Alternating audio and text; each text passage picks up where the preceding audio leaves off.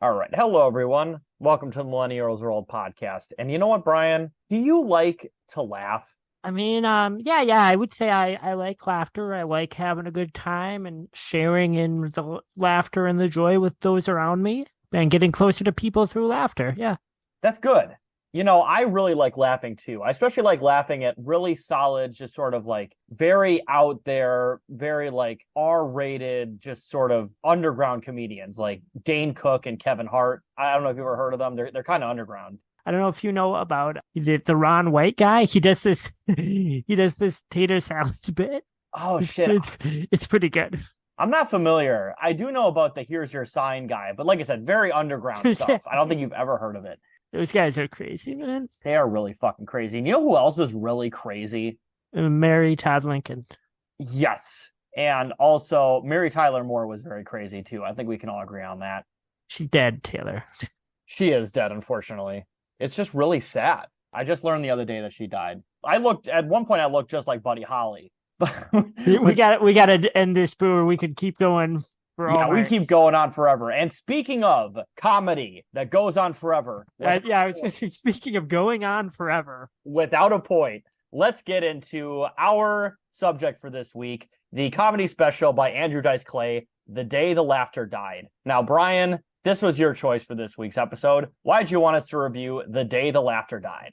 So, we like a lot to look on this show. We like on this show to look at things that are reactionary or could be read as reactionary. I see what they might capture about that moment, or what maybe they've been unfairly characterized as that, or maybe they are, but there's still some sort of strange value to them. This is an album that until this week, I had not listened to in probably about 10 years. So I discovered it initially when I was 17 or 18. And I was like, I've always been like a liberal or left wing or whatever, but I was also like a super shitty, like edgy, just mean, nasty teenager.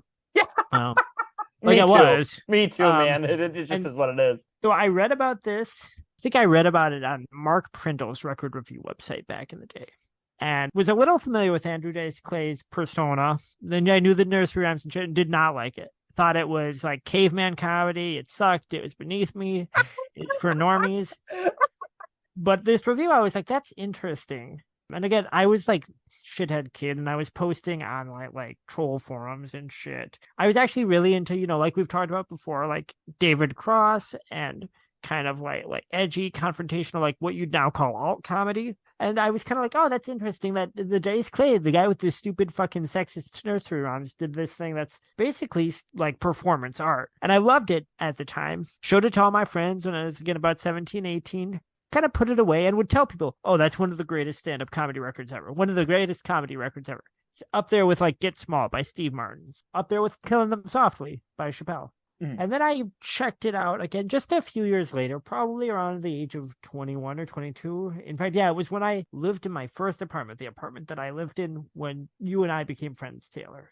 I revisited it, and I suddenly was deeply uncomfortable with not the premise of it, but with the material, particularly the material about women. I don't think there's any hard F slurs in this particular special, but I was aware that he made them a lot. A lot of the stuff, this was kind of after I had just recently become aware of, I guess, I don't know if you want to say, like the kind of inherent, I hate throwing around the privilege talk because it's kind of so overused in the last decade or so at some point.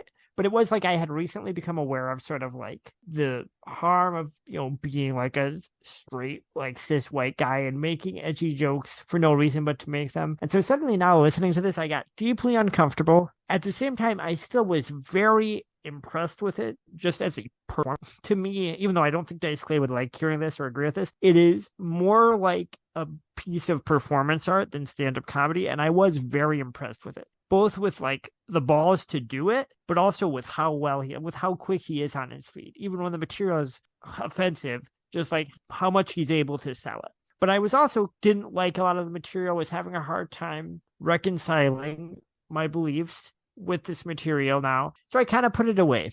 But it's always still one of the albums that, because I don't like much stand-up. I'm kind of a comedy nerd, I think, but I kind of think a lot of stand-up comedy sucks. But this is still one of the records or one of the specials I would think of where I would just think, well, that's really engaging. That's like a complete piece of art. But I also didn't like the sexist content in it. But then when we first started talking about this show and I started thinking about things that I'd like to revisit, it's actually been one of the things that's kind of been on my long list of potential topics for a while. Because we talk a lot about the value in art and if art can have value despite its problems, or if the way people interpret something is indeed a fair judgment of its values. And so I kept thinking this would be a really good subject for that. It really does capture a moment because this is the height of Dice Clay's career. It also does like predate, the kind of like late 90s and early 2000s alt comedy thing, even though I'm sure most of those guys did not like Dice. And I just think it's interesting looking back because it's such a moment in the time it came out. Like, could not exist now. Not because you couldn't get away with those jokes anymore, but because it couldn't have been the kind of phenomenon that it was at the time. No, for sure. I was vaguely familiar with Dice Clay myself. I had really only heard from various people about his routine that it's sexist, just bigoted, offensive, however you say, etc. In fact, I think probably the most notable thing I knew about Dice Clay before this from his like comedy was obviously his like rhyming routine. Yeah. And then also the soundbite where he goes, "Oh," from that 90s EMF song or whatever. You remember that? No, I don't. It was that "You're So Unbelievable" song from like the early 90s. Oh, and he goes, "Oh," and that's apparently a soundbite from a Dice Clay special. I didn't know that, but that makes sense now that I'm listening, hearing it in my head. Yeah, that's like literally probably the most like notable thing about Dice that I knew, of course, other than his rhyming part. So I was fairly fresh into the Dice Clay oeuvre, if you will. So when you recommended this to me, I was like, oh God, what the fuck am I going to get into? And I also saw this was, okay, let's get into some details first, because I do want to give some context here. So this was released in 1990, although it was recorded the week in between New Year's and Christmas of 1989. So this is the very tail end of the 80s. So you talk about a moment in time. Holy shit, that is a perfect moment in time. Like the end of the 80s and the birth of the 90s right fucking here. It also had a parental advisory sticker, which, believe it or not, is the very first audio recording that we've had that had a parental advisory sticker on it. So I thought that was funny. Once again, it was performed by actor and musician and stand-up comedian, probably most famously, Andrew Dice Clay. It was produced by Rick Rubin of Def Jam and Warner Brothers, and it was released by Def Jam / Warner Brothers as well. And this was the daunting part when you recommended this. This is 102 minutes long of comedy, of a performance art piece of comedy that is made intentionally offensive, and also, I would argue, intentionally not traditionally funny. Yeah, no, I do want to say, I don't mean to interrupt. I'm interested in getting to this about you, because I don't really like long things most of the time. This is longer than most of the movies longer than some of the movies we reviewed. Yeah, I'm going to say, and this isn't saying that it's perfect or it's great or even that it really makes me laugh that much. I listened to this 3 times this week, and I at no point had trouble getting through it in a sitting. It is so compelling to me to listen to. I think I agree with that for the most part, and I do want to get into my true opinions later on, because I do agree with a lot of that, but there's definitely some parts of it that, oh man, ooh. And, we'll talk about it. We'll get there. Obviously, Andrew, I believe his real name is Andrew Silverstein, but we'll call him Andrew Dice Clay throughout the review here. He's a character. Like, he's clearly playing a character throughout, whether he's acting, whether he's being a stand-up, whether he's being a musician. He is a consummate showman, and he has personas. That's obvious about him. We'll get into that more, because that's what's interesting, because you and I both listened to the Rogan interview, which I guess came out pretty recently. So this was... Yeah, it did. I think it only came out like a couple weeks to maybe like a couple months ago. It's a very new interview. I have some kind of thoughts about... because I think he's a little fast and loose with how much he's playing a character, and he's a little choosy about when he says it's a character, and I don't know. I think, and then we'll get into it, because I have some thoughts on that. I would say, like any great, notorious, infamous artist, etc., or legendary artist, obviously, as well, I think it's an exaggerated caricature of their actual self. Yeah. Which is what I would probably describe Dice as, because when we get to the part where we talk about the Rogan interview, because I do want to discuss the interview quite a bit. Yeah. He describes his upbringing, and basically he's like, oh yeah, I always wanted to, fucking be a performer. I always wanted to be a musician. I idolized Want to be Elvis. And he also idealized, obviously, John Travolta from Grease and all that kind of stuff. And just to see that, like, the Dice character is just all those things just cranked up. Yeah. Like, like just being honest Cranked here. up to such an incendiary level that you could not ignore them. 100%. Oh, and then also as well, I was not able to find a production budget or sales numbers, but according to the Joe Rogan interview, this album sold very well for a comedy record at the time. This is, I think, Dice pretty popular at this point. I think this is right before his like Madison Square Garden shows. First stand-up comedian to sell out Madison Square Garden. Yes. In fact, I believe I saw a YouTube comment. I wasn't quite sure how true this is, but he did sell out Madison Square Garden like a couple weeks after this. So this was like at the fucking height of his career. Well, we'll get into that in the concept. That's also what's interesting to me is at the same time that he was doing that, which are very crowd-pleasing shows where he's playing the hits, he's doing all the nursery rhymes, he's really on bada bing for his guys there. I want to see that. At the same time, he's doing this, which is in some ways like the opposite. Yeah, it is. It is genuinely oppressive. Oh, and then one more thing for the details here. So it has a 4.6 out of 5 on Amazon, and on Rate Your Music, which we've now used for all of our audio formatted things here, it has a 3.76 out of 5. So very positively reviewed on both of those. And also, I wanted to get into a little bit of trivia before we get too deep into it. So I think we've mentioned a little bit of this before, but Rick Rubin's concept was to record an unadvertised performance in a small club with a small crowd, many of whom would not necessarily be fans of Clay's act. And as you could hear in the performance, I would argue probably a good majority of the people in that crowd were probably either not fans of Dice or were not even aware of Dice. Well, and the thing is, too, the comedy club they're at Dangerfields. So they're not at like they're at a famous comedy club that like tourists go to, Yes. And also, so once again, talking about Dangerfields, this is my next little trivia here. So Clay chose, once again, Dangerfields, which is Rodney Dangerfield's comedy club, to record during the holiday season. Once again, this was recorded in 2 nights. So the first night was part 1 and part 2 was night 2, obviously, on the 26th and 27th of December, 1989. And interestingly enough, I just found this out. Dangerfields just closed a couple years ago. Unfortunately, it closed. Yeah, I read that too. During the pandemic, which, to be honest, I'm surprised any comedy club survived the pandemic. To be honest, no shit. I mean, if Dangerfields closed during the fucking pandemic, imagine what some rinky-dink little fucking comedy club in like rural Pennsylvania closed. Yeah, Helium in Portland here is still open, and that's insane to me. Yeah, Jesus, they must have had a good rainy day fund or some shit. Holy fuck. No shit. Or maybe they got their PPP loans. They must have. Yeah. They must have. Oh, damn. And last trivia fact here is, unlike his prior recordings, the jokes are delivered intentionally flat and raw as to offend and alienate the audience, turning the performance into the joke itself, like a performance piece, as you mentioned before. And that's the thing. So this is the first time I'm ever going to do this for the show. I'm not doing an in-depth synopsis of a comedy special. That sounds incredibly tedious and it ruins the point of the comedy special. So I'm not going to do that. However, I would, and I think you agree with this, I would like to highlight some solid bits and people in the audience's reaction to them.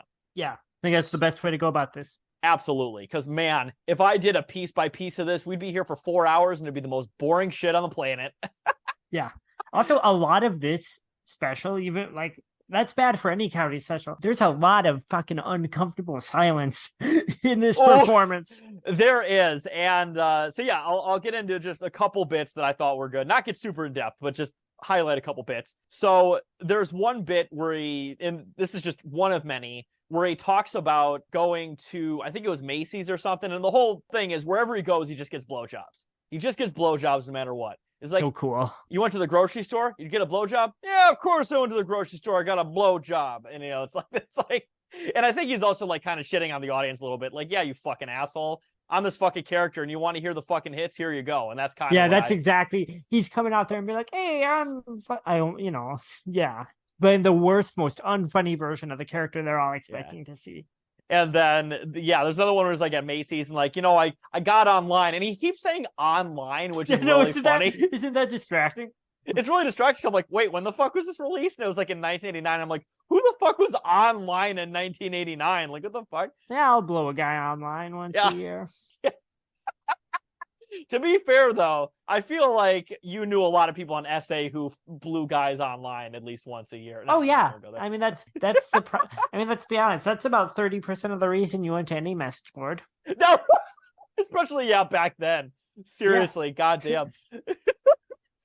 But yeah, he just keeps saying online, and it made me laugh every time because I'm like, what the fuck? Maybe he meant to say in line, like in line at like a store, but he keeps saying online, and I'm like, what the fuck? Online seems like a really smart guy way to talk about being in the line at the grocery store. Like, I'm online. Like, what? Yeah. There's a lot of bits throughout all this where he's just fucking women. He's just, he's coming in them. He's coming on their face, all this. And also, I do want to say something that's really funny and once again talks about how ahead of his time he is. He has an entire bit about eating ass in the special. Yeah. And also, by the way, at one point he says something about sex and he's like, you want to eat her up like a tossed salad. And I'm like, oh my God, eating ass tossed salad. What the fuck? Like, was he the first person to call eating ass tossed salad? I thought that's how that hit me too. I was like, I mean, he couldn't have been. Couldn't have been. But I mean, first Gen Xer to eat ass, though. I mean, that's the earliest. Well, actually, he's not a Gen Xer. Oh no, he's a boomer. He is the ultimate boomer. Of course, if he was a Gen Xer, all he'd be able to do is talk about how everything's bullshit. Yeah, like eating ass. Man, that's bullshit. That's not real, dude. The Gen X version of this is just Patton Oswalt doing the exact same bit. Yeah. He also has some funny lines where he asks one of the audience members if he jacks off, and the guy says no, and he's like, what are you saving it? You saving up like a fine wine to put it in a glass? And that just made me laugh because I'm like, oh, he's calling out Chris Chan fucking 30 years earlier. Truly a visionary. And then also there's one line where he says 1990s are going to be about jerking off and working out. And I'm like, he was pretty correct about that too, honestly. Yeah, he truly hit it. Like the 90s were all, I would say, kind of like the peak of like sort of fatty fitness, like not fatty like fat, but like fitness culture. Yeah. I swear to God, that's probably where like outside of Arnold and like early like Mr. Olympia stuff, that's probably where like most bodybuilding got started was in the 90s. Oh, for sure. Now all that stuff has kind of like submerged with like the manosphere shit. Oh yeah, very much so. And then also, he talks about taking girls out, and it's like, well, I bought you a pizza, you blow me, and like, blow me, yeah, blow me. And then also, I can't remember which bit it is. And people do walk out, not as much as I was expecting, but people do walk out a couple times in the special. And then, there's this one woman who's like, you're a jerk. And then the next guy's like, you're about as funny as a bottle of milk. Yeah, what is this guy, 80 years old? That's like that actually made me laugh the hardest during this whole special because it's such a perfect like impotent old person reaction to bad comedy. Tell me that you think I fuck my daughters? Well, you know what? You're like warm milk. And you know what's funny? You talk about the Rogan interview. He talks about it, and apparently, like the dad just kept laughing, and he said it was like pissing him off. And it's just like... and his explanation for it. This is so weird and twisted, and shows Dice's own sense of like moral masculinity. And I'm not saying this is good. This is very weird. What he kind of is indicating in that Rogan interview, he says, I'm making jokes and this dad is just laughing. And that's pissing me off because if I'm thinking, what's he say? He says, if it was me there was some asshole comic saying this about my family, I'd be like, hey, leave my family alone. And so in his head, he's like mad that this guy isn't standing up for his wife and kids. So he's going to like degrade them even harder. Yeah, it's interesting. And that's why we were talking about, and that you mentioned it earlier, of course, about is Dice truly just a character, or is it just an exaggeration of Dice's actual personality? And I think it's very much an exaggerated form of what his actual personality is. Because in the Rogan interview, he talks about a lot of the same stuff that he talks about, I would assume, in most of his stand-up comedy, and then also in the special. And like, he's basically just like a less extreme version of Dice for the most part. Yeah. One of the things that I think is interesting, so one of the undercurrents of talking about Dice is how misogynistic his bit is, because it is. It is extremely misogynist. One of the things he says, not in character, but in the Rogan interview, that I find very funny and very revealing about how I think there are, like, he is actually very ignorant of a couple of things, is his response to him being misogynist is, well, no, Dice is a character. I don't really say those things about women. And then his explanation for why he's not a misogynist is like, he's like, I'm the most romantic guy in the world. I love to do things for my wife just to see how she's happy that I'm doing them. And I remember thinking, like, Yeah, that's probably true and sincere, but that has nothing to do with being a misogynist. Like, you can still, you know what I mean? And then also later he's like, "Oh yeah, my current wife is one of only two women I never cheated on." He literally says that. Yeah, I mean I never cheated on anyone, but that in itself, if it was someone else, I'd be like, okay, whatever, that's good for you. But it is funny. It's like you could, but Dice has been with a few people, so he's cheated on all of them. Yeah, but no, you're totally right. Like the idea of, "Oh, I'm not a bigot. I have a black friend and I treat him very well." And it's like, but you just called like 15 other black people the N-word like 5 minutes ago. Like, I don't know, man. You're still a bigot. Like it is very much like a, yeah, I don't hate women. I have a wife that I I love. have a wife. Yeah. If I hate women so much, why am I married to one? He's the ultimate wife guy. He only Kinda how it respects his sounds. wife. He only respects his wife. He sounds in that Rogan interview. He sounds a little bit like a wife guy in his own way. Oh no, very much so. And that's also like a specifically like boomer attitude to have, by the way. Yeah, Like my wife keeps me in line and she helps me dress, and she's there for me. there will never, we talked about in the last episode how Arthur Chu is like, there'll never be a Zoomer or Gen Xer like Arthur Chu. There will never be a Gen Z person like Andrew Dice Clay or like a wife guy. Yeah. That will never happen. No, that will never happen. I'm trying to think of who it would be. What the closest thing in like millennial or Gen Z like comedy would be to Dice. And that's one of the things when I talk about the Day the Laughter Dice special, and when I say it's like performance art, I want to make clear he went out on Dangerfields pretty much at the height of his mainstream popularity, unannounced, went to a comedy club. He said he wanted to make it the ultimate late night comedy record. So it's late. The way he describes it is late at night at the club when it's mostly empty. The only people that are still there are the people that are too drunk to leave. And so he goes out. No one's expecting him. He has not prepared. He claims he did not prepare any material. Just went out there and just starts riffing and then just starts laying into the audience. It is, and this is what, when I first read about it, what attracted me to it as just this shithead teenager. It is pure confrontation. He's going out there and he says a few times in the album, he almost spells it out for you. Tonight is not about laughter. It's about comedy. Yes. You don't need to laugh to enjoy it. And I'm sure Dice,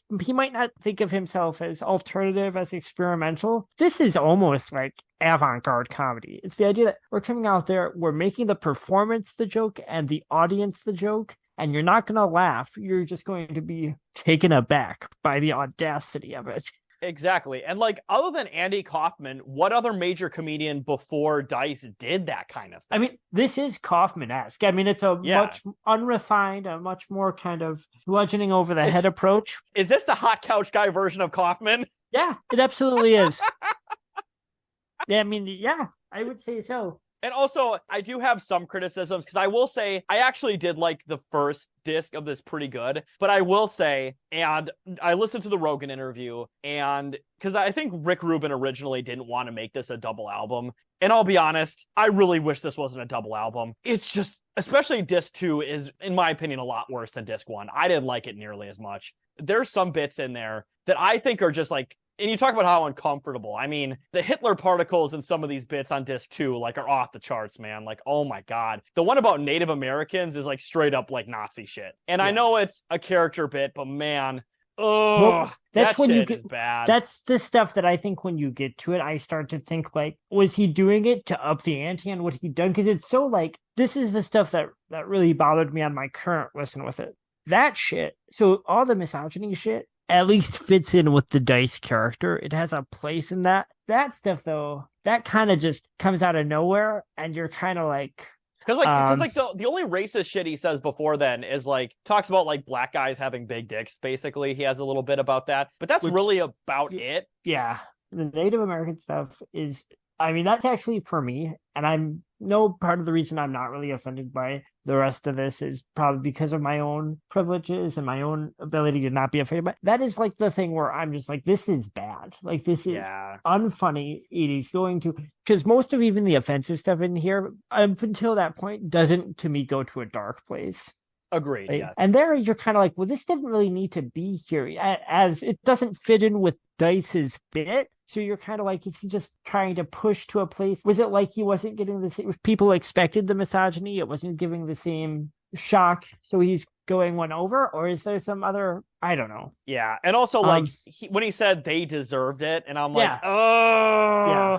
oh, like, Yeah. once again, I know it was 1989, it was about to turn 1998, but man, But that's nasty. It's just nasty. And like, I do enjoy a lot of the very confrontational stuff in this, especially in the first half. But like I said, it's just disc 2, I think, is much worse than disc 1, if I'm being honest. And disc 2 was much harder to get through. Like, if this was only disc 1, I could probably listen to it. I could have listened to it probably more than 2 times this week. But after that first disc, I was like, oh my God, I'm listening to all this shit. Understood. What? I do want to say that the closing bit that is on disc 2 is, for me, a high point of the album. Okay, I will say yes. Our back, that's good. Because he's spelling out the joke of the whole album to the audience and just beating them over the head, and they're just not getting it. Yes, I will say. Our back. And it sounds like you, the Taylor, from your own feelings, it seems like you were wishing that you could get an hour back. But no, I will say, yeah, I did like that bit. And then the final piano serenade was also very nice as well, because as we did mention earlier, he's a musician. He's actually a pretty solid musician. Well, he showed all those clips on Rogan, so I mean, yeah, he did. He's a great like Elvis impersonator. Like, holy fuck. He's also, I don't think they really showed many clips of him drumming on Rogan, but a great drummer. He used to jam with Slash and Duff McKagan between comedy sets. They'd come and see him, and he'd play the drums, and Duff would be on bass, and Slash would play guitar, and they'd play like Santana songs and shit together. That's so fucking cool. Like I said, I think Dice is an incredibly talented individual, but other than some of the more offensive bits on disc 2, I will say I did like this overall. And once again, I want to emphasize, I loved disc 1, especially the parts where people were walking out. Some of the funniest shit on this whole album is just him just being like, why are you leaving? Like, was I too offensive for it? Or like goading the audience. One of my favorite, this is so dumb. He does this thing throughout disc 1 where if a woman is there with a guy, when the guy leaves, he'll go up to her and go like, how you doing? Like he's hitting on her. And he'll just do that until he sees the guy coming back and go, she was hitting on me. Yeah. Which is such a like childish, like douchebag, like it is. Sophomore in high school a bit, but I think that's so funny. It is. So yeah, I will say I did enjoy this for the most part. I was actually kind of shocked because, once again, I will say once you recommended it and I started listening to it, probably like the first 10 or 15 minutes, I was like, wait, what the fuck is this? And then eventually, after about 10 or 15 minutes, I started getting what he was going for. And I'm like, oh, okay. And then after that, like, it was, full steam ahead that I was like, okay, I'm getting into the sort of headspace to really enjoy this and fully understand it. And I can see why, you're talking about how influential this is to like alt comedy and just sort of comedians in general. Talk about how it's not about laughter, it's about comedy. I think this is a comedian's album. This is an album for comedians. This is not necessarily, and to be fair, obviously audiences did like it because they bought it in droves, apparently, according to Dice. But this is an album that I feel like if you were an up-and-coming comedian in the 90s, you probably listened to this religiously, I feel. I mean, that's how Rogan puts it with him and his friends, if I recall correctly.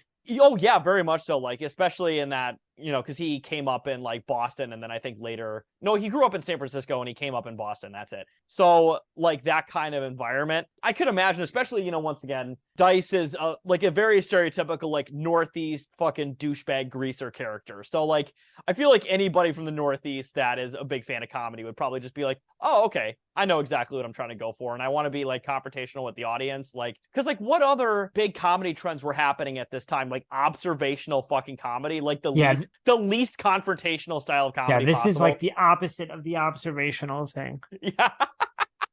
But like, and again, I'm sure that Greg Turkington, he might not be at all a fan of Andrew Dice Clay, but I see a lot of parallels between this record or special, whatever you want to call it, and the Neil Hamburger character. Or also, and not everything is related to this, I understand, but like without something like this, I mean, Cumtown wouldn't exist. But like a lot of like fucking riff podcasts wouldn't exist. Yeah. I mean, like, it actually occurred to me on my re-listen this week that Cumtown and specifically Staff might have been very big fans of this album, because I was thinking about how this album does such good crowd work in the opposite way, but it's very personalized to all the people Dice is speaking to. And I was thinking about how you don't always get comedians that do that. And I was like, oh, that's almost like Staff's crowd work. He like spins it into like a positive place. Yeah, no, for sure. I will totally agree with that. Like as somebody who, and maybe someday the audience will find this that's listening to this, I was the recipient of a crowd stop, of stop crowd work Oh, it's so clip, good. and It's so good. I'm glad you like it, man. And the funniest part is you were there for all it, so Yeah, you that's know exactly the context, which is it's hilarious. the thing. Maybe we'll share this. I thought it was awesome. Maybe this is a thing Staub discussed with Taylor at a show where they were reflecting on things that were going on in Taylor's voice that I was there firsthand for because we were roommates at the time. Yeah. It was wild to hear Staub talking about it. It's still wild to me whenever I listen Yeah. back to it because I'm like, God damn. But yeah, no, totally. Like it is really weird to have, because obviously when Dice goes out to the audience and antagonizes the audience, he's not doing it to like positively reflect on anything. He's being like obviously aggressive and confrontational. Whereas when Staub does it, he's genuinely like, oh, here's a funny moment. Let me riff on it. And maybe if you're not like a total piece of shit, I'll uplift you, basically. Yeah, he'll clown on people, and he's really good at finding a way to like bring them up in some sort of way, at the end. No, 100%. And as somebody who's been I've been to 2 of his shows, he doesn't really, like, no matter what story it is, he'll riff on it in a funny way. Like, he is the king of crowd work, in my opinion, of, like, modern touring comedians. Like, he's just so fucking good at it. Like, and even then, his regular material is solid, but his crowd work is, like, fucking A+. Now, that's what I think pushes him to the next level compared to his peers. Well, compared to his well, yeah, I mean, I think on most... Town. Yeah. Yeah, I don't know. What's Mullen doing? He's hanging out with Steve Hyde now. He's hanging out with the guy from 1975. Oh, yeah, that's right. He's got big things going on. Good for them. Total digression, but as somebody who's now seen all of the Cum Boys live, I could tell you Stav is leagues above them, of Nick and Adam. Leagues above Seems like them. it. And obviously, I love Cum Town. I like the Adam Friedland show. But at the same time, Stav leaving destroyed Cum Town in a way that I think it got rebuilt into something completely different. And in some ways more professional and better. Yeah. But old Cum Town is dead without Stav, 100%. Yeah. Well,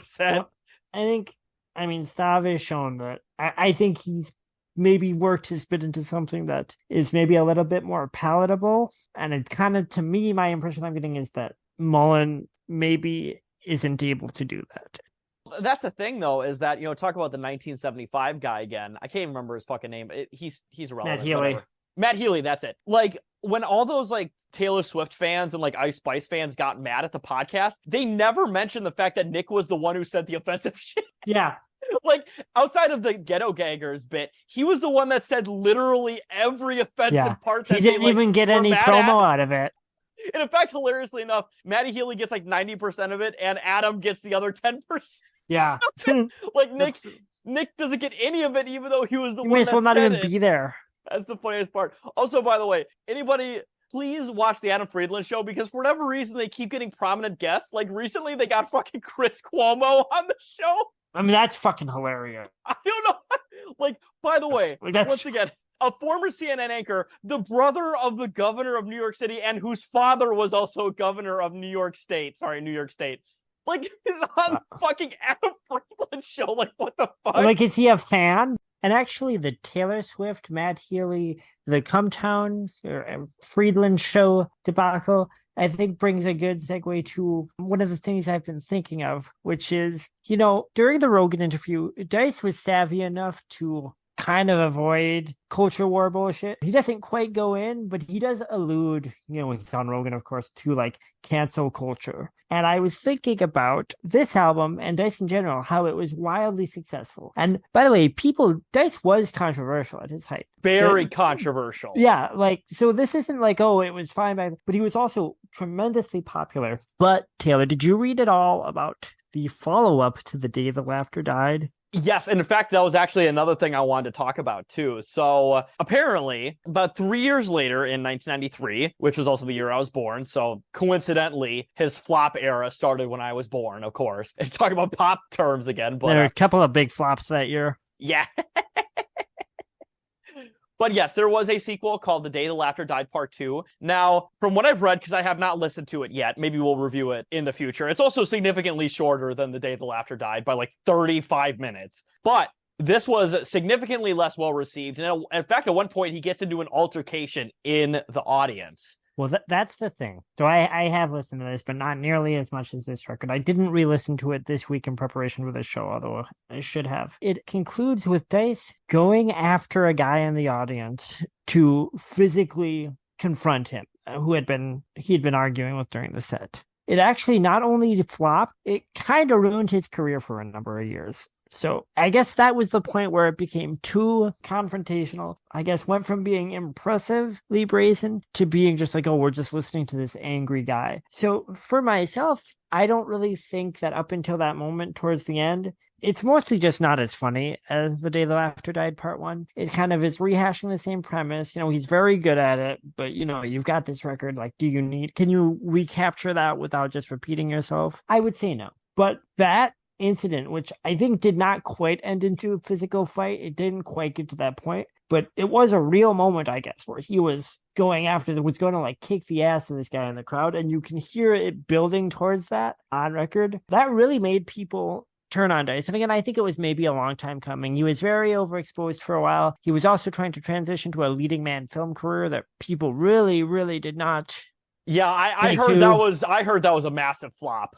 But The Day the Laughter Died Part 2 really is the moment, I would say, the demarcation where like the era of Dice as like a bankable, big mainstream commodity ended. I don't particularly think it's because of that record. I think it's kind of maybe just that his time was up. But a lot of people seem to think that that was the moment that did it, or that he was on some runaway freight train that was derailed by that record.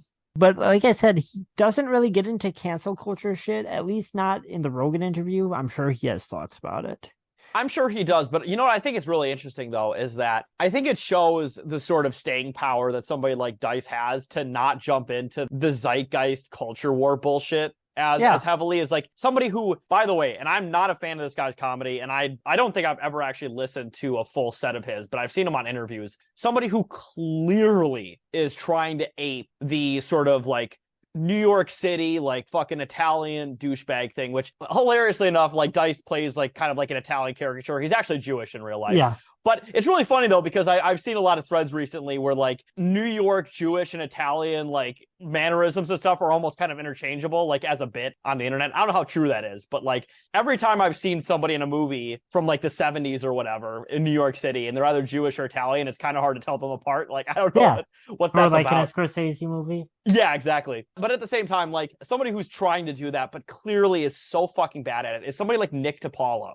That guy fucking sucks. And he's clearly trying to do like hey, I'm offensive and I'm gonna fucking destroy the snowflakes. And Dice is like, his main thing right now is going on fucking Twitter or Vine or whatever and just like randomly like doing, I would say, pretty funny bits to people on the street that he showed to like Rogan and stuff. And it's like, that's what an actual fucking funny guy comedian is. Like, yeah, Dice was offensive, but he was, once again, obviously part of that was himself, but he's also playing a character. And he's also not just limited to that, where somebody like Nick DiPaolo has to be a fucking, he's got a right-wing hack. That's all he fucking is. Whereas Dice clearly isn't that. Once again, talented musician, talented comedian. He's like an award-nominated actor. So I mean, Dice ultimately wants to entertain. So his goal is to be funny. Yeah. So I think even if, I'm sure Rogan would have in some ways loved to get him on a cancel culture thing, but I think to Dice, that's not funny ultimately. So even if he agrees with that, which I tend to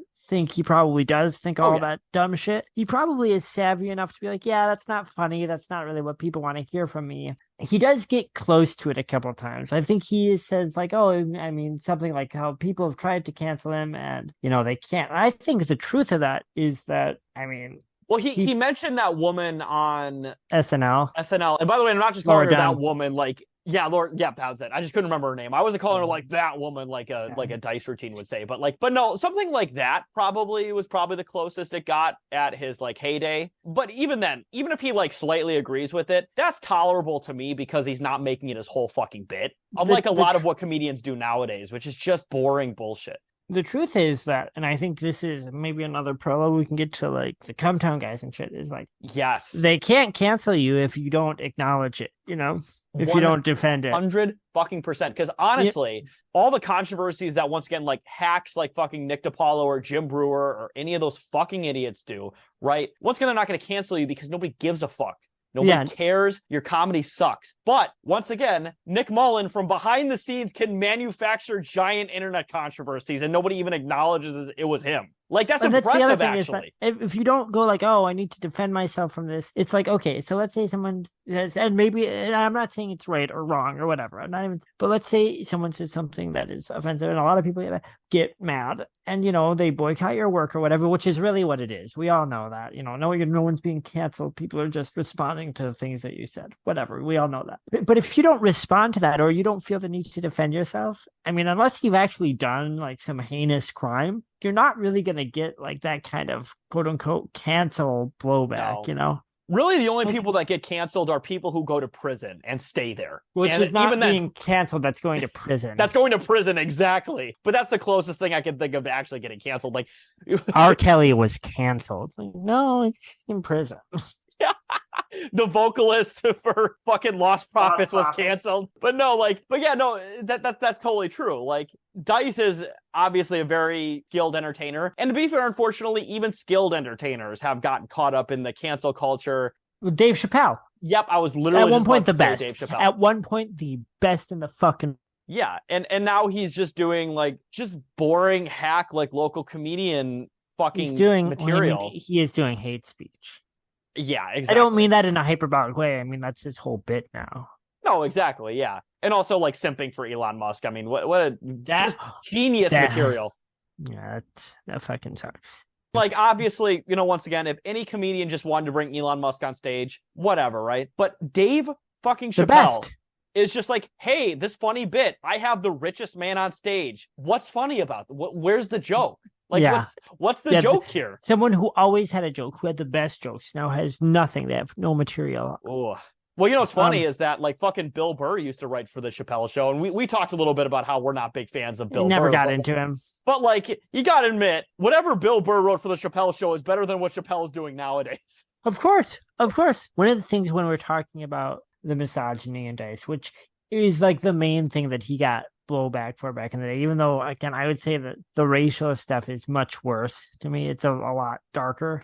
Agreed. Is that there's some stuff that is rough to listen to in its portrayals of women, but it's also very silly in this. Whereas I would say a much darker comedy record, and one that I hear a lot less people get upset about, also by one of the best comedians ever, is Raw by Eddie Murphy. They're pretty different specials, but I would say that is a lot darker in the type of material it does about women. It's also very homophobic too. Deeply.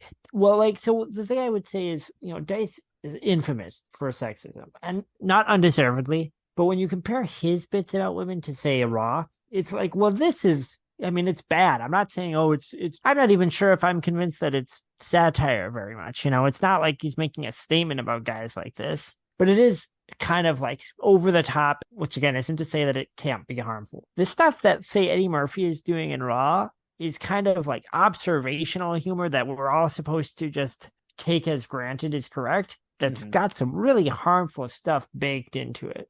And I'm not trying to call it Eddie Murphy. I think, again, another one of the greatest stand-up comedians. That's special as well. He's an excellent stand-up comedian, and every moment of it, even when he's saying just kind of like really fucking obnoxious and even, kind of deplorable stuff. But I think it's just funny to me that Dice is kind of the shorthand for a sexist comedian, when a lot of the stuff he's saying, especially for the time, I mean, it was misogynist, clearly, and it's bad. But was it like that much worse than like Sam Kinison, who I think he was often compared to, although I don't really know enough about Kinison to attest to that? Was it any worse than Eddie Murphy, who I never really hear people call sexist, even though, again, Raw is pretty much 70 minutes of just stuff about how women are demons. Well, also, Brian, let's be real here. And we talk about, audiences and critics' reaction to this. The idea that, and this is probably a fairly uncomfortable thing to think about, right? But like, let's be real here. If Dice was a black comedian, I don't think many people would have had as much issues with his misogyny. I just don't think so. Like, there is obviously like a racial aspect of like white critics like criticizing like black entertainment and like, oh, how dare you, like you're seeing this through a white, and I'm talking about like people like nowadays would say this kind of stuff, right? Like there is, and this is another uncomfortable thing of quick dichotomy here, but like when I was in Seattle, I went to the Museum of Pop Culture and they had an exhibit on like rap and hip hop. And I'm not a big fan of rap and hip hop. I just want that to be clear. But I was interested in seeing it because I'm like, okay, let's see what we have here.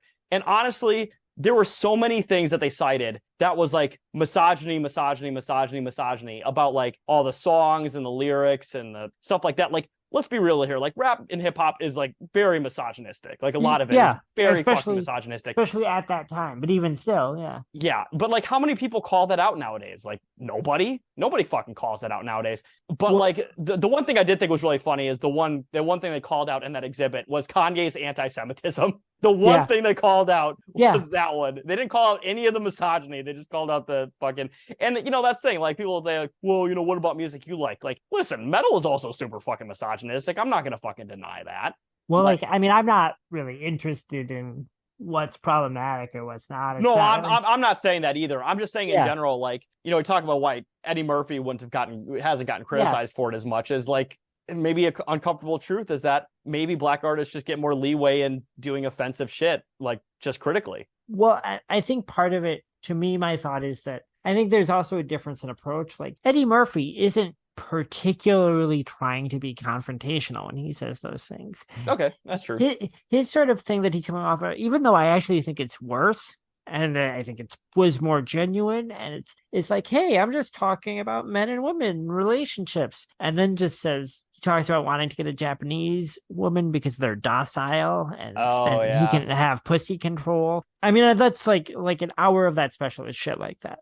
You know what's really funny is that's like a universal incel trait nowadays, isn't it? Like, black, white, you know, his Latino, whatever. There's like Japanese women or Asian women docile. Like, that's like, and I just think, like, was it that? Were people that susceptible to the tone? Because Eddie Murphy's tone is very like amiable. He's fun to talk to. He's fun to listen to. Whereas very Dice different. Is being brazenly like he's acting like a fucking greaseball dickhead. Like, that's Dice's character. And it's funny to me because to me, Dice's shit is less offensive because of that, because it's so much more heightened than Murphy's. But it doesn't seem like that's how most people, at least at the time, were. You know what I mean? It seems like he was taken a lot more to task for his misogyny than Eddie Murphy was. And like I said, I want to be clear. I'm not saying, like, you know, if you have a problem with this but don't have a problem with that, you're like a hypocrite or whatever. Yeah, no, exactly. But I do want to just give like context. Like, obviously, like, Dice wasn't the only person doing offensive, misogynist or racist material out there. Yeah.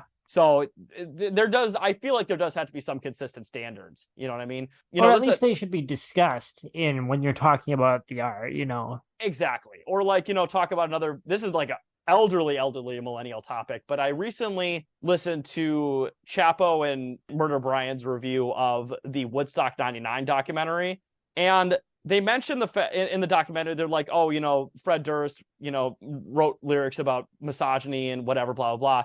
But then they just completely like gloss over, you know, fucking DMX. Like, you know, talk about unproblematic art was DMX. Well, like, they actually say some other things about DMX that are in that documentary that are pretty offensive. Oh, they do, yeah. Like, he was trying to goat white audiences into saying the N-word or whatever. Well, like, what they imply in the documentary is that DMX was somehow tricked by his white audience. Oh, they're sort of like, DMX told them to say the word along, but when they did it, you can almost see the shock in his face. It's like, no, he told them to.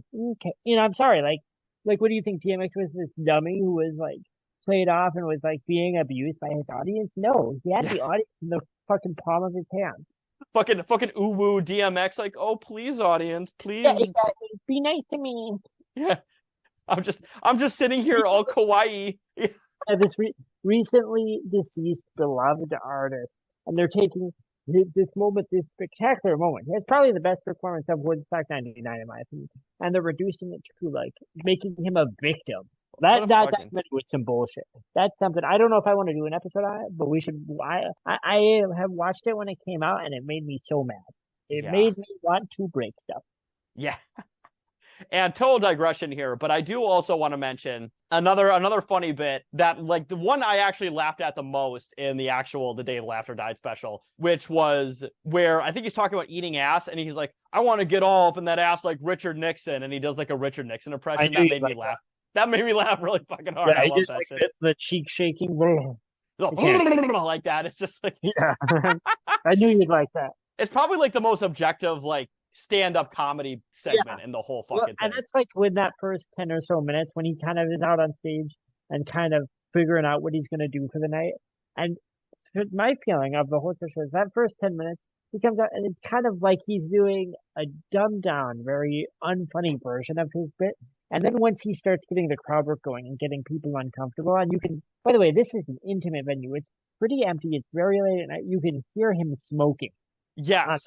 And once you start to, it's like once he senses that the audience is getting uncomfortable and he's getting ready to go there, you can feel him being like, all right, here we go. It's like the wheels are spinning now. But that first 10 minutes is very slow. It's very, he's talking about that's the blowjobs online, the eating ass thing. And he's kind of warming up. And then once you get to the crowd interactions and you can on the record feel kind of the tension rise in the room. Like it's palpable. No, for And sure. it's like at that moment you can almost see the gears in his head turning where he's going like, all right, here we go. Hell yeah. No, I totally agree with that.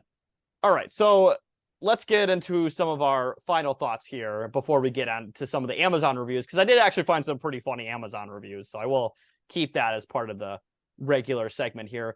Brian, do you have anything else to add before we get on to the Amazon reviews?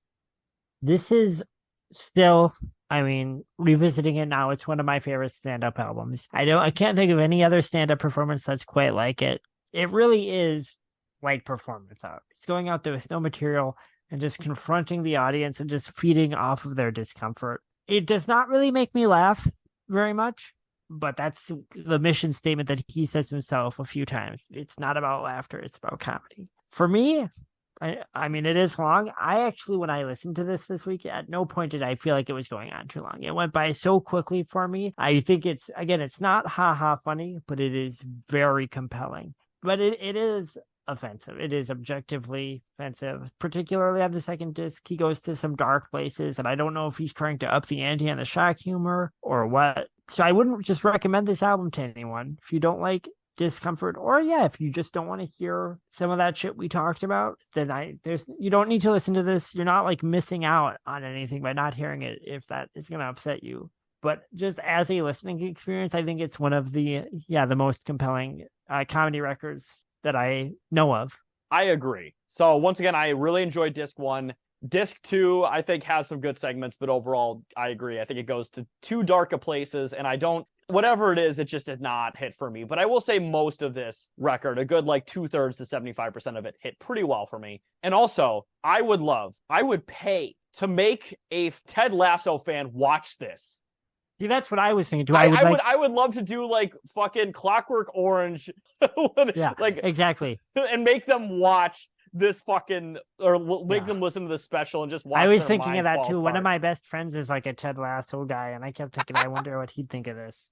Because once again, that's a show where like there's just no tension because everything gets resolved immediately. This is a special that once again we need to reiterate. It is 102 minutes of just pure uncomfortableness and tension and awkwardness. That's just basically all it is, with like a handful of like genuine like stand-up comedy minutes. But it's all improv in an intentionally confrontational style. So it's anti-comedy. Yeah, it's the opposite of Ted Lasso. So I'd love to make a Ted Lasso fan fucking watch this. It would make me laugh pretty goddamn hard. Yeah, I had that same thought. But yes, I would recommend this to any non-Ted Lasso fan. If you're a fan of stand-up comedy, I would recommend this. But not, once again, I know we were joking earlier about fucking Dane Cook and Kevin Hart. Like, if you're a fan of like comedy podcasts that are a bit more on the offensive or the blue side of comedy, as like the boomers would say, then I would probably recommend this. But if you're just like a more, not necessarily entry level, but just, mainstream comedy fan, this might be a little hard to get into. I'll be real here. I would say if you like blue comedy and like crowd work and kind of fundamentals to it, I'd recommend this. I also would recommend this. And again, like I don't think most of these guys would consider themselves similar to Andrew Dice Clay. If you're a fan of like kind of like experimental, like hipster comedy, like Neil Hamburger or Andy Kaufman, I would recommend this. Even though I don't know if they would like that comparison, and I don't know if Dice would like it, but to me, this is very much in that tradition. Yes, especially if and never be an up-and-coming stand-up comic because you will make a combined $30 a year. But if you want to do stand-up comedy as a routine and you're really just determined, listen to stuff like this because you will need to work through just asshole shit audiences. And I've heard that from every comedian. Like, your first couple years of this, if you're lucky, and hopefully you get beyond that, you're going to be playing to crowds of like 5 drunk assholes on like a Friday at like 11:30 at night. And you're going to have to deal with shit like this. You're going to deal with bombing, and you're going to have to deal with drunk assholes being like, you suck, you're not funny. And just like finding a way to get through that and making whatever, either getting through it or even getting them on your side is what I've been told is a extremely critical skill. Oh, it sounds like hell. It sounds like hell. Every comedian I've ever heard has basically said like the worst time to play is like the late night on like a Friday, because everybody's fucking drunk. They're angry. They just got off of work. And they're just not in the mood for anything other than, they're not really in the mood for anything. They're just there to get fucking angry and heckle people, basically. Yep. That's what. Like, so if you can get past that as a comedian, you're already doing better than like 98% of like amateur stand-ups. So yeah, definitely listen to something like this just to sort of get your chops ready for when the bad times come. Because like I said, I've been told that from every fucking like amateur comedian. So for sure. But yeah, once again, great special, very influential. But it is definitely not for everybody. I will say that. It is definitely not for everybody. Yeah, it's rough. I don't want to say it's good. I actually think there's a strong artistic value to it. But if someone told me, hey, I think that's offensive, I really don't like stuff like this, I wouldn't necessarily hold that against them. Yes. And also, one more thing. I also, back to the Cumtown connection, there are a lot of Cumtown bits, especially that Nick does, that are literally basically just this. Where he'd be like, oh yeah, fucking broad, or something like that. Yeah. And he'll make it like intentionally goofy, whereas I think that Dice is towing the line a little more. Yeah, he's towing the line a little bit more on what his actual thoughts are. But, of course, Nick being an autistic incel, obviously he doesn't care about any of this. He's just trying to be offensive. So yeah, that's not here there. All right, so let's get into some Amazon reviews here. So I got a couple. There weren't too many on Amazon, but I did find some solid ones here. So the first one I have here is from the user Greek Freak. So I guess we have Giannis Antetokounmpo reviewing things on Amazon. So that's really cool. And Giannis gave this, no, I'm just fucking with you, but he gave this 5 stars. And the header of the review says, a comedy classic. And the body of the review says, all right, people, I'll be the first one to admit Dice is no comic genius. He had a good 2-year run, made a feature film, Ford Fairlane, that tanked, PO'd a lot of people in the process. And you know what? He's still out there doing it. The media circus has died down. And while most Dice heads got their kicks from his first album, simply called Dice, and the video that came with it, The Dice Man Cometh, this 2-CD tour de force came, saw, conquered, and it'll be back in an hour. Get it? With almost 2 hours to kill from start to finish, Dice takes his time with the show and organically spouts jokes that end up being riotous. By the end, the whole crowd realizes they've been part of something timeless. And 14 years later, this review is from like 2003, this album is still funny as hell. His act might have gotten stale, but this is the quintessential Dice album to own. Now, I don't agree with a lot of this review, if I'm being honest here.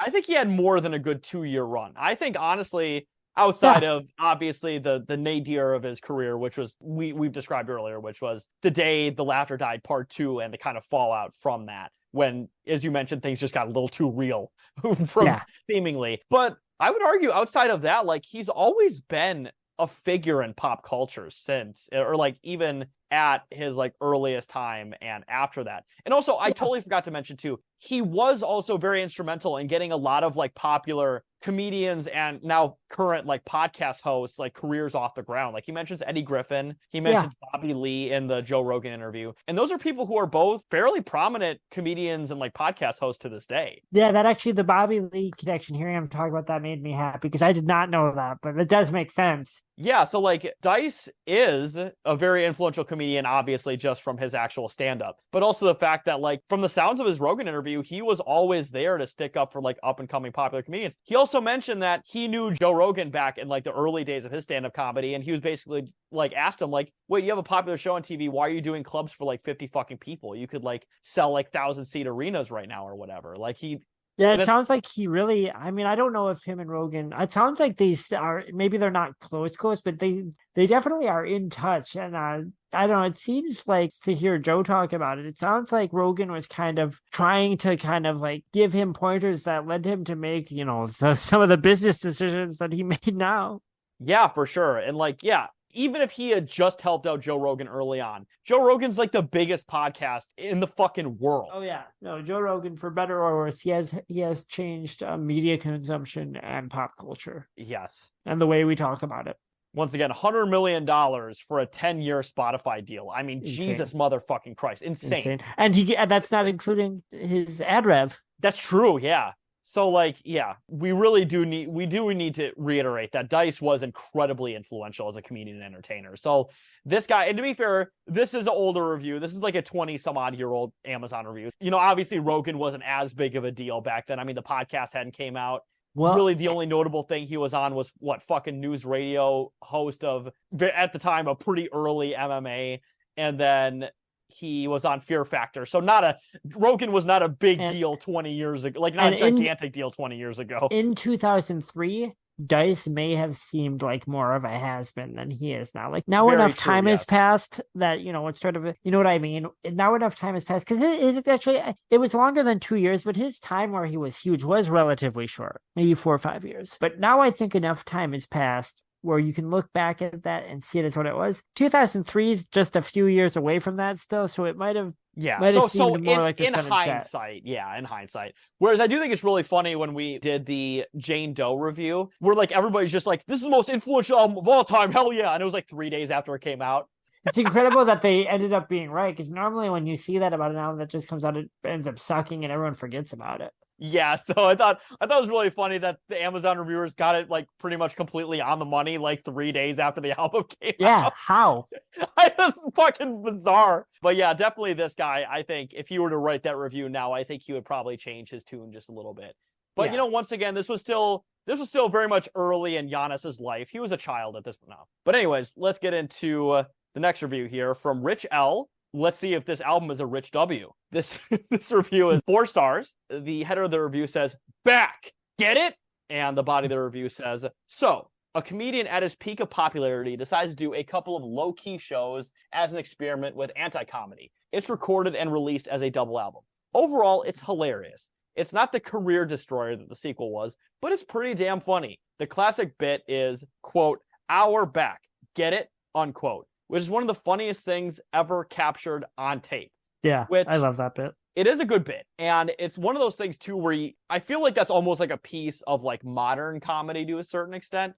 Of the idea of just running a bit into the ground, and then eventually like it becomes so run into the ground that it starts off like what the fuck, and then like oh god, and then eventually it just becomes funny again. And then it's like it's phrased like a traditional joke. So he hasn't done any traditional jokes the whole set, and then he's ending kind of doing something in the format of a joke that doesn't actually make any sense and doesn't really have any setup or punchline. Yeah. I think it's a very ahead of its time bit. It is very much. And like how many modern like comedy TV shows, for better or worse, basically have that as their main conceit. Yeah, or like 2010s internet humor, like meta humor, or like Family Guy and shit, you know? Yeah, exactly. Like I'm not quite sure what the comedy, environment was like back in the 90s and 80s. Like I know a little bit of it, but like I feel like a bit where you just sort of run the bit into the ground like that, where it has an arc of whether it's funny or not, and then eventually it ends up being funny, especially in a live setting in a bar. So not the environment for that. Very much so. That is a piece of like modern comedy that you would not have seen in like 1989 1990 for sure. I mean, for better or worse, that's what SNL does, but they do it worse 99% of it. Yeah, but I mean, God, modern SNL. Sometime maybe we'll do sort of a conversation, because I like sketch comedy a lot. That's sort of my default comedy. Yeah, but as you always say, it's by design inconsistent. Yeah, it's literally by definition inconsistent. Maybe we'll do some sort of sketch comedy, broader discussion someday, because I got some stuff to say about that. As always, except for Mr. Show. That was the one show that it's consistent. It's pretty much consistently good. WKUK comes pretty close. WKUK comes pretty close too. I will agree with that. But otherwise, even the best, deeply inconsistent. Rip Trevor Moore. I bet he would have been proud of Barbarian. Well, yeah, it's great. It's awesome. Fucking great. And the last review we have here is from Matt, who gives this 5 stars. And the header of the review says, yeah, I got a BJ. It's a grocery store, which we mentioned, I think, earlier as a pretty solid bit, too. which is, Yeah. I think you mentioned going to the grocery store and the audience member is like, oh, you got a BJ? It's like, yeah, of course I did. And obviously he's just Reminded me of the Cumtown bit about the grocery store pua. Do you know that one? oh, I probably heard it, but I totally forgot about it. Yeah. And the body of the review says, this album is untouchable. The material on this album will never get old. Everything on this is classic. I don't believe that entirely, but never mind. Most of it is classic. From his delivery to the material, to the setting, to the people walking out, to the people laughing. Make no mistake, this is a comedy album, but you have to get it and let yourself go. I didn't enjoy it too much the first time I heard it, and then there was a second time. Best comedy album I've listened to so far in my life, and I've listened to many. And by the way, they spelled listened wrong, but that's okay. My only wish is that I could have been there myself. This is the comedy album and the Dice album. I've listened to Carlin, Pryor, Hicks, Kinnison, and the younger comedians out there, and I want to see them attempt to put on a show like this. I just want to say, it's so fucking funny to be listening to this years later and be like, I wish I could have been there. I would have been one of the guys that got it, and Dice totally wouldn't have made fun of me. He would have thought it was cool. Yeah. Ooh. Like that's how I'm reading that. That is, I think we mentioned it. I can't remember which. I think it was on the Who Was Arthur Chu episode, and it's like, no, that's all very beta energy. That's all very beta energy. Well, yeah, of course. And the last sentence here is says, Andrew Dice Clay isn't funny all the time in his albums, but when he's on, he's the best in the biz. Best delivery I've ever heard. This is probably the worst review, but it was the second highest on Amazon, so I had to put it on here. So, need to say a couple things. It is not all great. As I mentioned earlier, this album is not all great, especially that Native American bit is a pure dud, and it sucks. And I actually, believe it or not, I don't have that much of an issue with the misogyny because I have a very demonious X outlook on misogyny and racism. Like, the racism shit, I'm done with it. I hate the racism shit on this album, but I like the misogynist bits, though. I'm still a misogynist, but I will debate you on it or something. Isn't that what he said? I think so, yeah. If any feminist wants to come on here and debate me, I welcome that fairly or something. I just always love the way that Felix words it. Like, the racism shit, I'm done with it. Still misogynist, though. Yeah. That's like so funny. That's exactly how we fucking said it. Yeah. Which, to be fair, honestly, if we could stop incels from being racist and just misogynist, I feel like that's a good step in the right direction. I mean, they're probably pretty close to there. It's probably easier to get them to stop being racist than misogynist, to be honest. Yeah, that's true. Well, especially when the incel uprising happens, I think they'll focus purely on them. That's like the class uprising of incels. It's like, all right, we're done being racist now. Let's all just be complete misogynists. I mean, it seems like they have more power to organize and more will for a revolution than, socialists do at this point in America. So, Well, okay. You know what? There's something to be said. Okay, no, I'm not going to get put on an FBI list because I was going to say that, like, they're better at getting political changes by being stochastic terrorists than socialists just hanging out and drinking IPAs together. Well, yeah. Oh, Jesus Christ. We are so on an FBI list for that one, but... Both socialists and incels are at the point where we see that we're entering a black tunnel. There's nowhere to go from here in this country. But, like, incels are still mad about it. I don't even know if we're mad about it anymore. Yes. We sort of resigned. Oh, God. But yes, those are all the Amazon reviews we have here. So I'm not surprised I kind of found a bunch of dumb meathead fucking Dice fans in the Amazon reviews. It is a Dice album. Yeah. No, those reviews, they're all, hey, this guy is awesome. He says all the cool shit I want to see. He's so great. He says the kind of things, Brian, that you're not allowed to say. This is the kind of stuff we're all thinking. I read some of the comments on the YouTube videos for the various uploads of this album, and like there was at least a couple comments were like, they're trying to make sure that we can't listen to this album these days, and everyone's just like, what the fuck are you talking about? What the fuck are you talking about? They never elaborated. That's awesome. So I was looking at YouTube comments. I was hoping to find like an argument between. I love finding an argument between some like actually oversensitive kind of identity politics focused like Zoomer, and then some super dumbass chud fucking right wing guy, and it's watching the two dumbest types of people in the world back and forth debate for pages and pages. I was hoping I'd find some of that and some like comments for this album, but alas, I did not. Unfortunately, YouTube killed that a long time ago. Those don't Oh, really happen anymore. The only oh. time I ever see like fucking just page-long arguments on any YouTube video anymore, and I know I keep mentioning them, but I promise you I listen to a lot of podcasts, but it's just the one that like, it's really kind of keeping like the old spirit of like online debate alive. Whenever I go on like a fairly controversial like clip from like a Chapo episode, those are the only times I see like really long arguments in the comment section of YouTube, because YouTube has basically destroyed that function. Because everyone that listens to Chapo thinks they're a genius and they need to talk about everything all the time. Everyone that comments on any Chapo post is auditioning to be their next guest. But no, like, especially if you go on like, especially big YouTube channels, there's no arguments in any of those comment sections. None. Literally nothing. The Kind only of sad, huh? It is. In fact, I think the only time you ever see arguments in YouTube comments are like from streamers who just get like a deluge of comments all the time. And then, to be fair, half of the, like 90% of them are already on Twitch anyway. So that's more of the atmosphere of Twitch anyways. Especially Yeah, for those like debate bro assholes, and they just happen to have a YouTube presence too. But yeah, YouTube has basically killed that function. Oh well, c'est la vie. You know, one of these days we'll bring back the spirit of the old internet. We're actually never doing that. Well, that'll never happen. Yeah, someday we'll all go back to forums. We'll go back to message boards. It's always funny, like, we've mentioned this before in private, but it's really funny, like, every time that somebody tries doing that, it fails miserably. Yeah, it's impossible. How could you possibly? It was that moment in time. It's done. You can't go back to it. And guess what? Even if you could go back to it, you wouldn't feel like you felt back then. Yep. Same way that if you could make fucking the movies you like come out again, they wouldn't make you feel the way that you felt back then.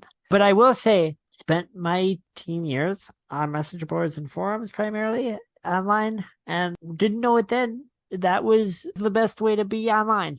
I still think that. You had a bunch of different communities. They weren't all overlapped. They didn't all have to be about you and, your life. You had different communities for things you went to. We will never have that again. Like, if you try to, they're going to be tiny little dying communities. So you'll always have to go on Reddit. You'll always have to find some group of people on Twitter or something, or whatever it is now. Message boards were the best. That's the thing, is that Grover House and fucking Operation Soda Steel will never happen again. They'll never happen.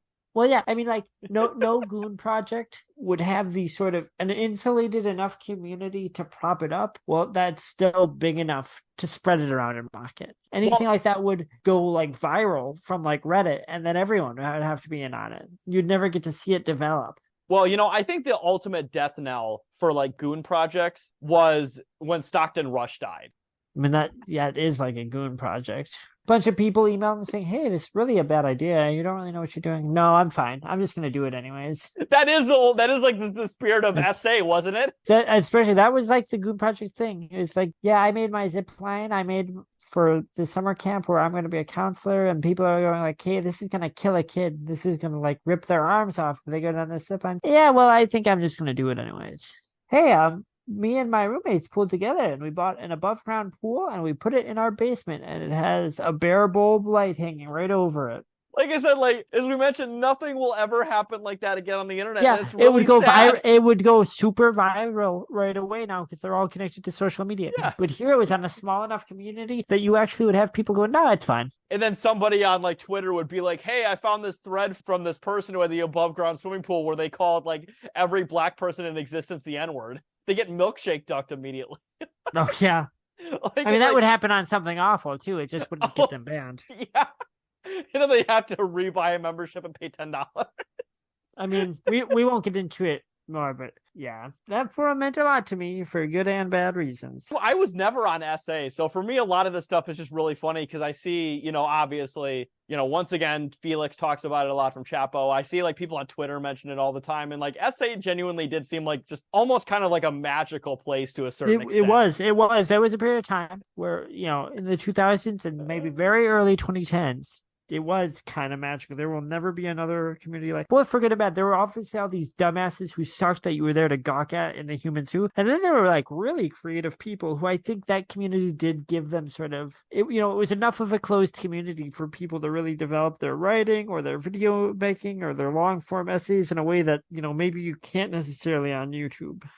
Brian, you mentioned human sewer. You could just call him Barnacle Jim, okay? You don't have to, like, vague post about it. Oh, he's such a piece of shit. Actually, he's dead now. Yeah, I heard he died. I thought he died, like, a long time ago, didn't he? A while ago. A a couple of years ago, I think. He died like 3 days after people started making fun of him or something. It was I don't totally know. I mean, unrelated to it was that. pretty recent. Oh, it was okay. Yeah, I it thought was it was like sad. 10 years ago or something. I mean, Uh, he was a piece of shit with a fucked up hole. oh shit, man. This has been a great fucking episode, but man, we've been going on forever. You know, it really does come full circle because when I found Andrew Dice Clay and The Day the Laughter Died, it was during my FYAD period. And at the time, I thought, this is so cool. This is the closest stand-up comedy I've ever heard to me and my online friends. Really does come full circle in that way. Yeah, honestly, if I would have watched this when I was like 16 or 17 years old, I probably would have listened to it religiously. But I think watching it for the first, or listening to it, I should say, for the first time at like 30, it, as the kids say, it hits different. Yeah. It Oh, just yeah, it hits does. different. And not necessarily in a worse way, but it definitely hearing it with more mature ears. It is just different. Yeah. And Because again, back like, then I would have thought it was fairly cool, whereas now I'm just like, oh, this is a solid piece of like performance art. exactly. But like at 16, 17, at first I was like amazed by it. Again, I was literally like, oh, this is like the only stand-up comedy I've ever heard that is like how me and my shithead, like mean, self-hating online friends talk to people. And then a few years later, at like 20 years old or so, 21 years old, having kind of, maybe become more informed about some things, I heard it. And then I got really uncomfortable and didn't want to listen to it anymore. But now I like it again. Hell Even yeah. with, well, mostly. Hell yeah. So yeah, with that, once again, we've been recording for a long time, so I think we're gonna let it go here. Brian, do you have anything to plug? No, I gotta run to the grocery store and just sort of hang out in the line, see what Hell yeah. happens. You're gonna get a BJ?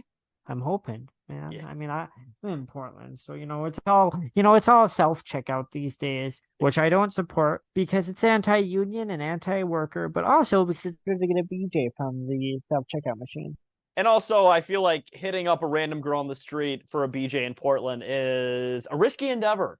Well, I mean, public nudity is totally legal in Portland as long as you don't have the intent to arouse. So True too.